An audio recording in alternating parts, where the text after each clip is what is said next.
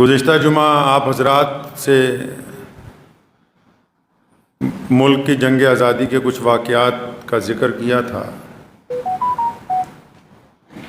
لیکن ارادہ یہ بھی بنا ہوا کہ آپ حضرات کو میدان کربلا کے بعد کیا ہوا، کربلا کی عظیم الشان شہادت جو سیدنا امام حسین رضی اللہ تعالیٰ عنہ نے دی، اس کے بعد کے حالات کیسے تھے۔ ایک بڑا مشہور شعر ہے کہ قتل حسین اصل میں ہے مرگ یزید، قتل حسین اصل میں ہے مرگ یزید، اسلام زندہ ہوتا ہے ہر کربلا کے بعد، ہو بلا سے گر بغاوت ہے، ہاں ہمیں ظلم سے عداوت ہے، کثرت دشمنا نہیں کچھ بھی، دل میں گر جذبہ شہادت ہے، تلخ لگتے ہیں اس لیے اس کو میرے الفاظ میں صداقت ہے، سنے زبان کو بگاڑنے والے یہ تیرا فن نہیں جہالت ہے، اور جو کرے گا اب صرف وہی جانے کہ پیار میں کس قدر لطافت ہے۔ ظالم آدمی جب تخت پر بیٹھتا ہے تو یزید نے سوچا کہ اب تو ہمیشہ میری ہی حکومت رہنی، جو چاہے وہ کرو۔ امام حسین رضی اللہ تعالیٰ عنہ کی اور تمام اہل بیت کی شہادت کے بعد جب تخت پر بیٹھا تو اس نے سوچا بس اب میں ہی رہوں گا۔ کوفے کا گورنر ابن زیاد یہ سمجھنے لگا کہ بس اب تو ہمارا ہی راج چلے گا، اب تو کچھ نہیں رہا، کوئی آگے ٹکرانے والا نہیں ہے۔ ظالم حکمران جو ہوتے ہیں ان کی سب سے بڑی غلط فہمی یہی ہوتی ہے۔ حکومت طاقت ایک ایسی چیز ہے کہ جب کسی کے پاس آتی نا تو سب سے پہلے اس کے دماغ میں یہ بات آ جاتی کہ بس اب میں ہی ہوں۔ جب آ جاتا ہے نا کہ بس میں ہی ہوں، قرآن نے کہا نا انا خیر منہ،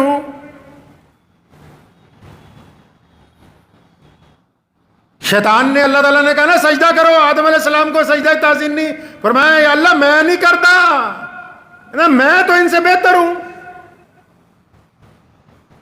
جس بندے کو میں کی ہوا لگ گئی پھر اس کو اور کچھ نہیں لگتا، برباد ہو جاتا ہے۔ قرآن کہتا ہے کہ وہ میں کرنے لگا کہ میں تو اعلیٰ ہوں۔ جب بندہ پاور میں آتا ہے نا، چاہے وہ جوانی کی پاور ہو، چاہے اقتدار کی پاور ہو، چاہے علم کی پاور ہو، چاہے حسن کی پاور ہو، میں جب سوار ہو جاتی ہے ذہن میں، جن لوگوں کی کھوپڑی میں میں گھس جاتی ہے، چاہے وہ تخت پر بیٹھے ہوئے ہوں، چاہے وہ اپنے گھر کے اندر پاور میں ہوں، چاہے اپنے محلے میں پاور میں ہوں، چاہے وہ اپنے شہر کے اندر پاور میں ہوں، چاہے وہ کسی صوبے کے حکمران بن جائیں، چاہے وہ ان کو کوئی گورنریاں مل جائیں، جس کے دماغ میں گھس گئی اس کے لیے تباہی دیوار پر لکھ دی گئی، اس کا زوال آنا طے ہے، بربادی طے ہے اس بندے کی جس نے میں کرنی شروع کر دی کہ میں نے یہ کر دیا، میں یہ طے کر سکتا ہوں۔ وہ بھول جاتا ہے کہ تجھے جس خدا نے وجود عطا کیا، یہ جس نے رسی ڈھیلی چھوڑی ہے، جس دن یہ رسی کھینچی جائے گی تو پھر کوئی بچانے والا نہیں ہوگا۔ میدان کربلا میں شمر نے بدبخت نے کہا، کہتا جانوروں کو پانی میں دے سکتا ہوں، سیدنا امام حسین رضی اللہ تعالیٰ عنہ کو اور ان کی اولاد کو پانی نہیں دوں گا۔ اور پھر چند سال گزرنے کے بعد وہی شمر مختار شکفی سے جان بچاتا پھر رہا ہے، کیونکہ اس نے قسم کھائی ہے کہ میں نے امام حسین کے قاتلوں کو چن چن کے مارنا ہے۔ تخت پر بھی قبضہ کر لیا، حکومت بھی پلٹ گئی، اور کل کے پیادے آج کے مجرم بن گئے۔ کل جو میدان کربلا میں چلاتے پھرتے تھے کہ دیکھو ہم نے سیدنا امام حسین کا سر اتار لیا، ہم نے ان کو پانی نہیں دیا، آج وہ پانی کی بھیک مانگتے پھرتے ہیں۔ اور جب گرفتار کیے گئے تو بادشاہ نے کہا کہ ہاتھ پیر باندھو، اس کے جسم پر تلواروں کے نشان مارو، پھر اس کو بھوکا پیاسا ایک چوراہے میں ٹانگ دو۔ جب 3-4 دن گزر گئے، پیاس کی وجہ سے زبان باہر نکل آئی۔ کون؟ شمر، جو کہتا تھا کہ میں پانی نہیں دوں گا۔ وقت پلٹتے ہوئے دیر نہیں لگتی ہے۔ شمر نے سوچا نہیں تھا کبھی کہ یزید کا تختہ پلٹ جائے گا۔ ابن زیاد بھاگا بھاگا پھرتا ہے کہ میری جان چھوٹ جائے، ابن سعد بھاگا بھاگا پھرتا ہے کہ کوئی مجھے بچا لے۔ ابن زیاد کی گردن اسی محل میں، اسی تشت میں، اسی تاریخ کو اسی وقت مختار شفیع کے سامنے پیش کی گئی جس تاریخ میں اس نے سیدنا امام حسین رضی اللہ تعالیٰ عنہ کا سر اتارا تھا۔ ابن سعد بھاگا بھاگا پھرتا ہے کہ میری اب کسی طرح جان بچ جائے۔ یزید نے، زیاد نے، شمر نے، انہوں نے یہ سوچا کہ اب تو ہم نے قبضہ کر لیا حکومت پر، اب محمد رسول اللہ کے دیوانے کہاں ہوں گے، اب تو اہل بیت کا خاتمہ ہو گیا، بس ایک بچے ہیں امام زین العابدین جو بیمار ہیں، چلے گئے چپ چاپ مدینہ منورہ کی طرف، اب تو ہمارا قبضہ ہو گیا، گنڈا گردی کرتے پھریں گے۔ لیکن اللہ نے جو رسی ڈھیلی چھوڑی ہوئی تھی، جس دن اس رسی کو کھینچا، نہ زمین ان کے ساتھ رہی، نہ تخت ان کے ساتھ رہا، نہ فوجیں ان کے ساتھ رہی، نہ سپاہی ان کے ساتھ رہے۔ کیونکہ ظالم آدمی کو تو سب سے زیادہ فخر اپنی سپاہیوں پر ہوتا ہے، اپنے چمچوں پر ہوتا ہے، اور بندے کو مرواتے اس کے چمچے ہی ہیں۔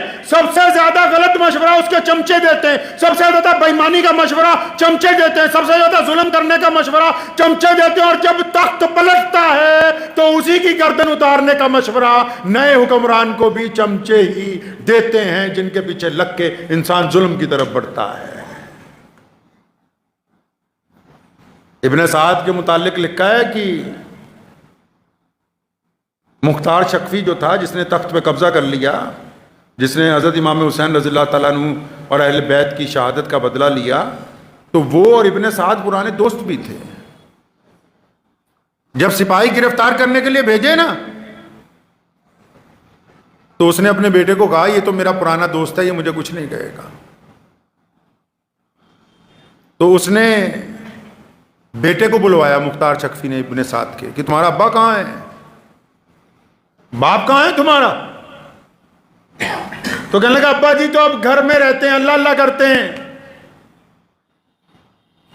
اب وہ کوئی دنیا کے معاملات میں گورنر کل کا، اب جان بچانے کے لیے کیا کہہ رہا ہے جی میں تو گھر میں گھس کے اللہ اللہ کر رہا ہوں۔ فرمایا اچھا اب گھر میں ہی رہنے لگا؟ کہ ہاں جی اب تو وہ سارا دن نماز عبادت روزے میں ہی لگے رہتے ہیں، وہ کسی سے کوئی مطلب نہیں۔ فرمایا اسے بلاؤ۔ تو جب پیغام بھیجا تو اس نے جواب دیا کہ میں بیمار ہوں، آ نہیں سکتا۔ فرمایا اچھا تو اگر نہیں آ سکتا ہم تو وہاں آ سکتے ہیں نا۔ سپاہیوں کو بھیجا، کہنے لگا زندہ نہیں لانا، گردن اتار کے لانا۔ ایک سپاہی کو اس نے کہا جب ابن سعد نے کہ میری تو اس سے بڑے یارانے ہیں، وہ میرے لیے ایسا حکم نہیں دے سکتا، کہنے لگا بھول گئے ابن سعد جب تم محمد الرسول اللہ صلی اللہ علیہ وسلم کی اولاد سے بے وفائی کر سکتے ہو تو یہ تیرا یار تیرے ساتھ بے وفائی نہیں کرے گا۔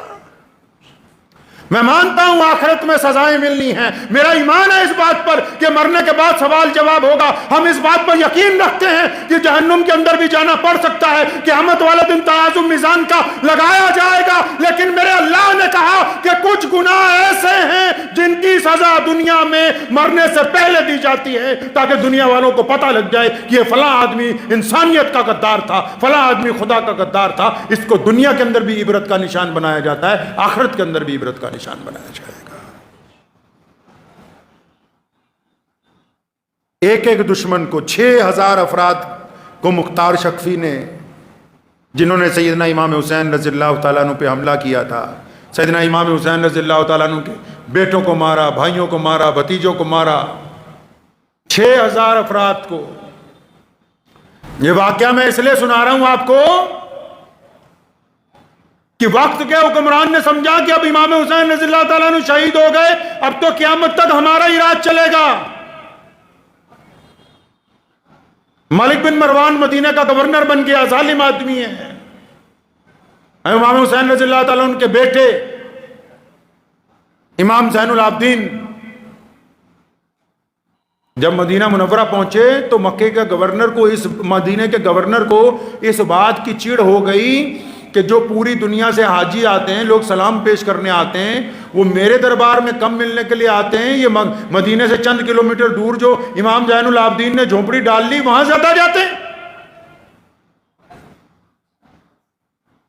ایک راز کی بات بھی آپ کو بتاؤں آج، آپ نے سنا ہوگا نا، بڑے بڑے بزرگ ہوتے ہیں، سلسلہ نقشبندیہ، سلسلہ قادریہ، سلسلہ مجددیہ، سکھروردی، سنا ہے نقشبندی بزرگوں کا نام؟ یہ پہلے نہیں تھا یہ سلسلہ، پہلے اسلام یہ تھا کہ جو خلیفہ ہوتا تھا وہی امام ہوتا تھا، وہی مسلمانوں کا سب کچھ ہوتا تھا۔ سیدنا امام حسین رضی اللہ تعالیٰ عنہ کی شہادت کے بعد جب خلافت کے اوپر ظالم بیٹھ گئے، خلافت پر ظالم حکمران بیٹھ گئے، تو پھر ان سے اسلام کی بیعت ختم ہو گئی،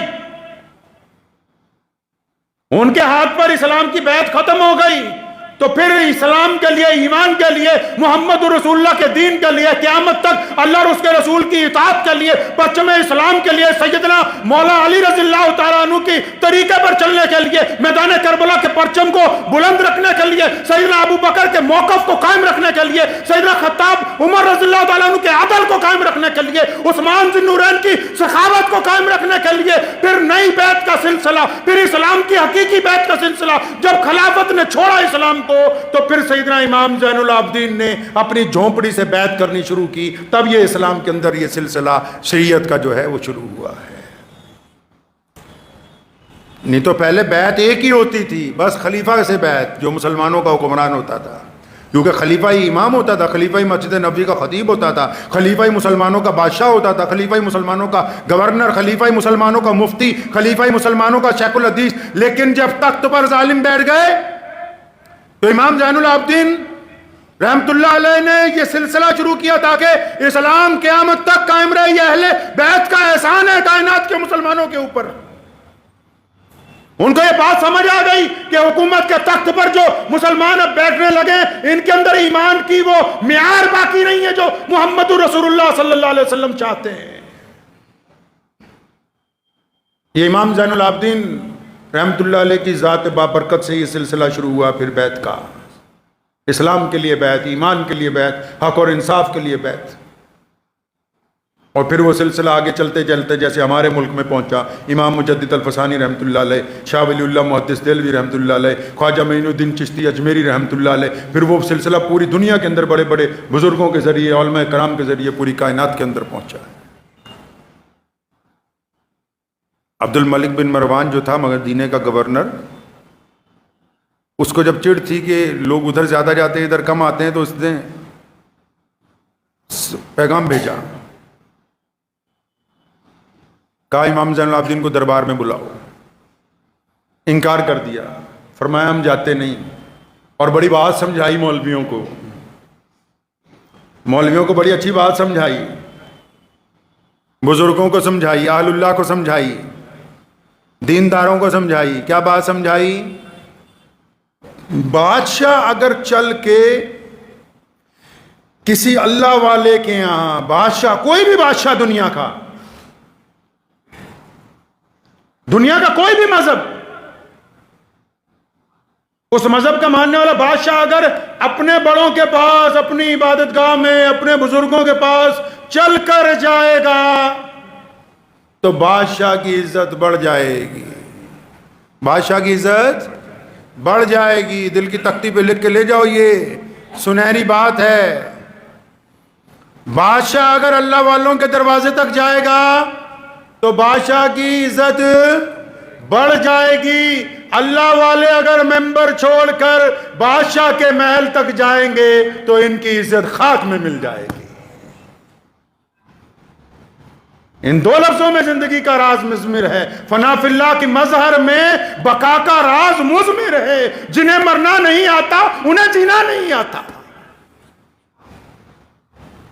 بادشاہ آئے اللہ والوں کے یہاں، بادشاہ فقیروں کو آئے، عزت پائے گا۔ فقیر اگر محلوں کے اندر جائیں گے، فقیر اگر بادشاہوں کے ساتھ بیٹھنے کی کوشش کریں گے تو جو عزت بنی ہوئی ہوگی وہ بھی مٹی کے اندر مل جائے گی۔ ابن زیاد کے بیٹے کو جب کہا نا مختار شکوی نے کہ بلا اپنے باپ کو، کہتا گھر میں ہی رہتے ہیں، اب تو باہر نہیں نکلتے، اللہ اللہ کرتے ہیں۔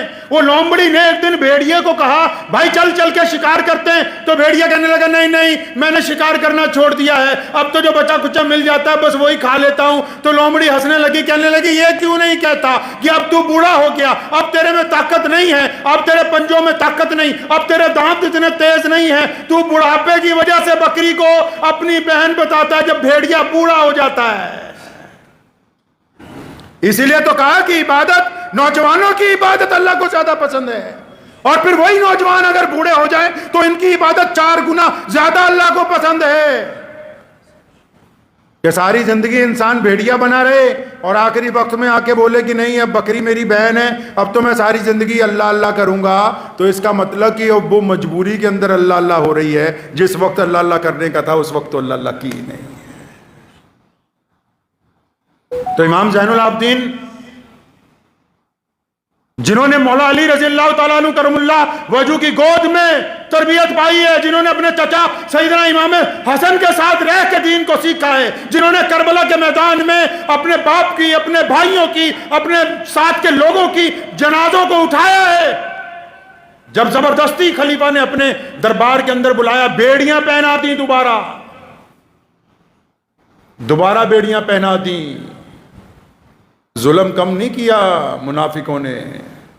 ایک بات بتاؤں تمہیں مسلمانوں، دنیا کے اندر کوئی طاقت ہی نہیں ایسی جو اسلام کو کہیں شکست دے سکے۔ مسلمانوں نے ہی اسلام کو جب نقصان پہنچایا تبھی یہ لشکر رکا ہے، ورنہ کائنات میں کوئی ایسی طاقت نہیں آئی آج تک۔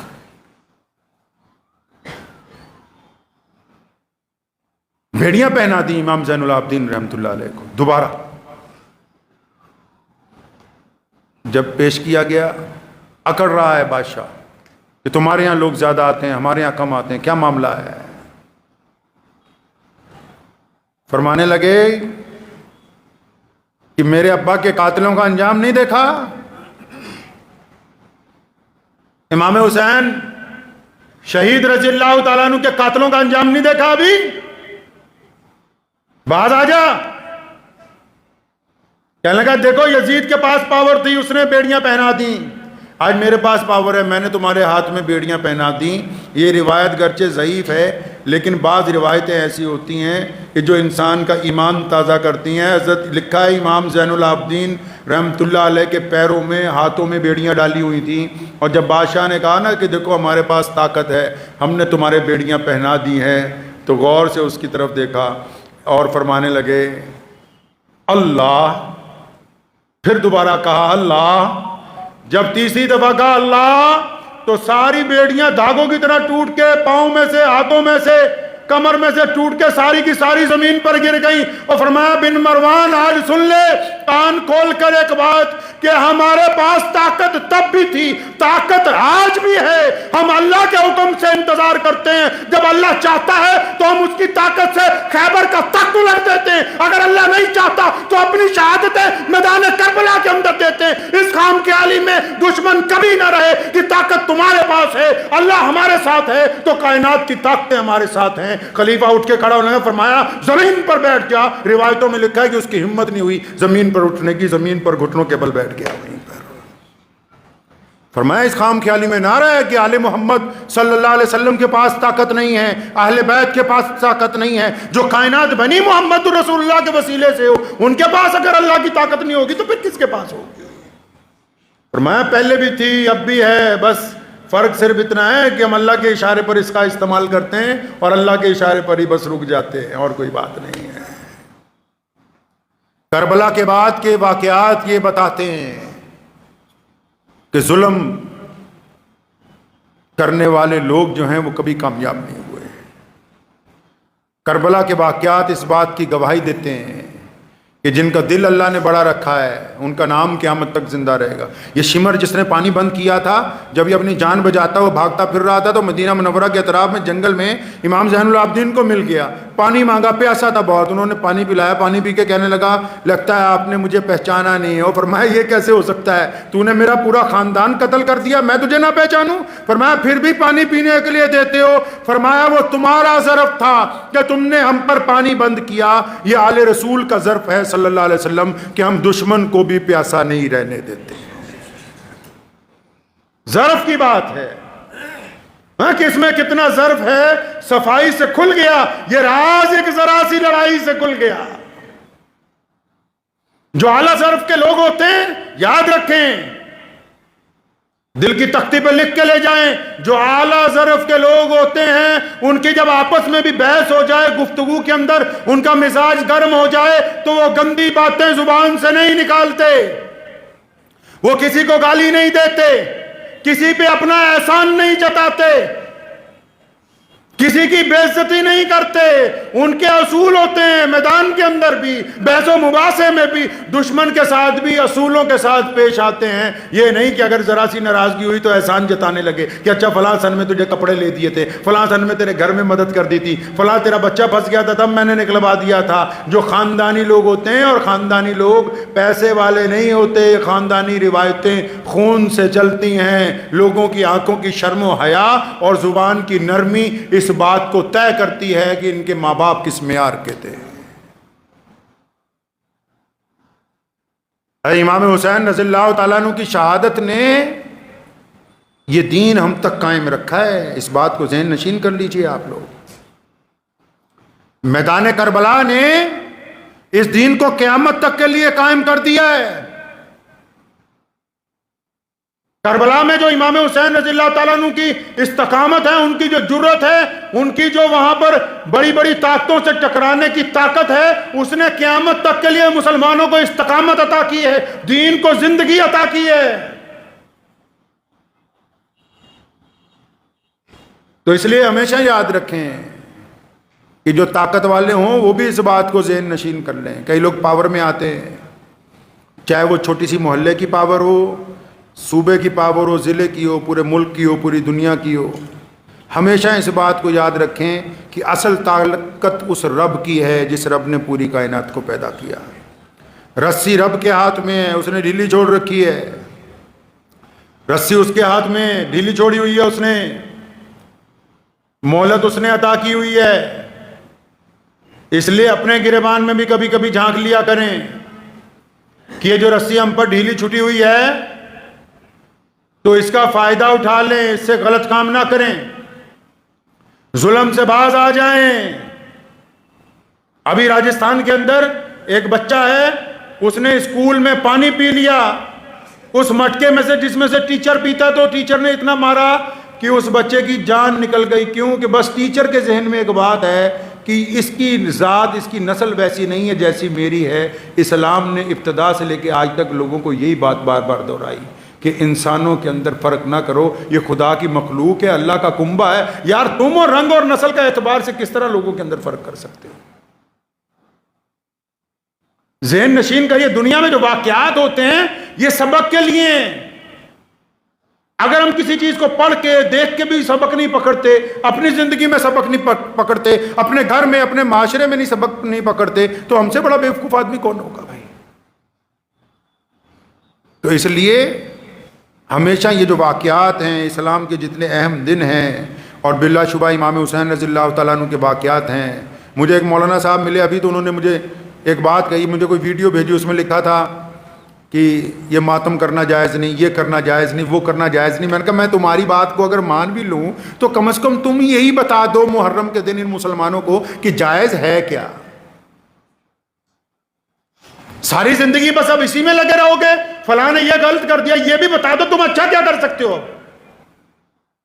مسلمانوں کو یہ بھی تو سمجھاؤ کہ اس دن ہوا کیا تھا۔